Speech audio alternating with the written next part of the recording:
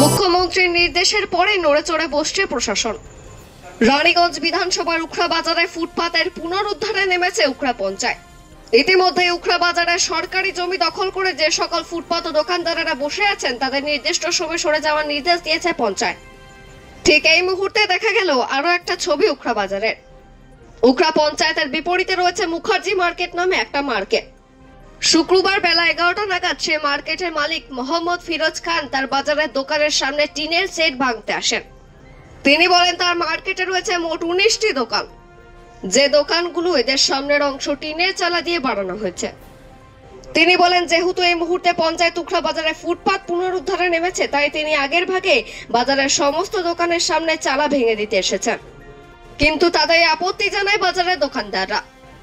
বাজার মালিক ফিরোজ খান বলেন আগামী দিনে পঞ্চায়েত বা প্রশাসন মাপ করার পর যদি তার বাজারের দোকানগুলির সামনে টিনের শেড ভাঙতে আসে তাহলে তো মোটা টাকার ফাইন দিতে হবে তাকে, আর সেই জন্যই তিনি আগে ভাগে তার বাজারের দোকানদারের সামনে টিনের শেড ভাঙতে চাইছেন। বাজারের এক দোকানদার রাজেন বর্ণওয়াল বলেন এই মার্কেটে পুরনো মালিক বাজারের দোকানদারদের না জানিয়ে বাজার বিক্রি করছেন। এ নিয়ে ইতিমধ্যে তারা আদালতে দ্বারস্থ হয়েছেন।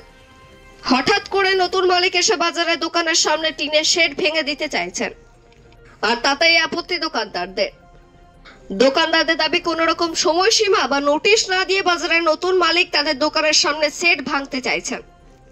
বাজারের দোকানদাররা বলেন যেহেতু এই বাজার নিয়ে আদালতে গেছে তারা, তাই আদালত ও প্রশাসন যেটা রায় দেবে সেটাই তারা মেনে নেবেন। তবে যতদিন না এই রায় আসে ততদিন দোকানের সামনে শেড ভাঙা যাবে না।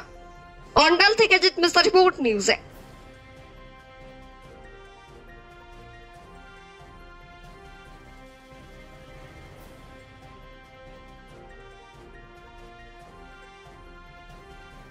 যে পুরনো মালিক ছিল আমাদেরকে না বলে বিক্রি করে দিয়েছে, না নোটিশ দিয়েছে না কিছু দিয়েছে, কিছু যায়নি। তারপর এনে বিক্রি করে দিয়েছে, আয়না নিয়ে নিয়েছে। ঠিক আছে, এই মধ্যে আমাদের পুরনো মালিককে কেস করেছি এই নিয়ে পুরো ঝামেলা।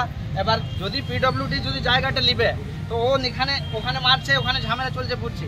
এখানে যখন হবে লাইন মারবে বলবে এত জায়গা চায়, তাহলে ও হিসাবে আমি চালা ছোট করবো, যখন আসবে আইনের হিসাবে আমি সব করবো। এখন কিছু না ভাই, ওইদিকে ঝামেলা চলছে মার্কেটে, সেই দিকে এখানে বলছে আমার কিছু হচ্ছে ঝামেলা করবো।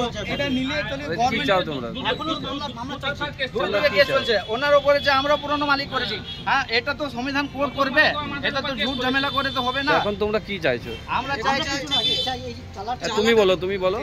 আমরা চাইছি কি প্রবলেম না দেয়, ভালোভাবে যা কোর্ট করবে সে আমরা রাজি আছি মানবার। এই জিনিসটা কোর্ট যা বলবে যদি আমরা হেরে যাবো আমি দোকান ছেড়ে দেবো। তো সেইটাই বলছি এই প্রশাসনকেও ওরাও হেল্প করে, আর কোর্ট যা বলবে তাই করবো। কি নাম তোমার? আমার নাম রাজন বর্মা। তো এটাই আছে যে এখন যা ভাঙাভাঙি যা চলছে, তো যে বাড়তি যারা দোকান আছে, আমি কোনো দোকানদারকে বলি না তোমরা দোকান খোলো না, তোমরা সব দোকান খোলো, যেরকমভাবে চলছিল সবই চালাও। যে বাড়তি যারা রয়েছে তাকে আমরা শুধু খুলছি, আর এরা আবার আমাকে 3 বছর থেকে আজকে ভাড়া দিচ্ছে না, আবার এরা আমাকে বলছে কি আমরা সেটা পয়সাটা দিব।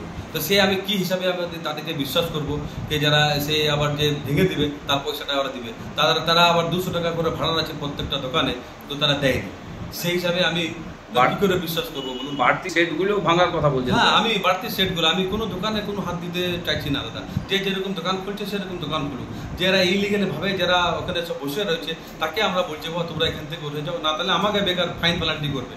আমি কিন্তু এই রাজ্য সরকারের দিকে আমরা এই আইন ফলো করছি। মানে সরকারের বিরুদ্ধে আপনি যেতে? আমি সরকারের বিরুদ্ধে কোনো কাজ করতে চাইছি না, কিন্তু আমার সেরকম আয় নাই। আমি কোথা থেকে সেই পয়সাটা আমি দিতে পারবো? আমাকে যদি বলে কেউ ফাইন ওটা, আমি কোথা থেকে সেটা ফাইনটা দিব? আমি সেই জন্য আমি এটা খোলাখুলি করে দিচ্ছি। যেখানে আমার 2000 টাকা খরচা লাগবে সেখানে দেখবেন আরো বেশি করে বাড়িয়ে আমার খরচা লাগবে।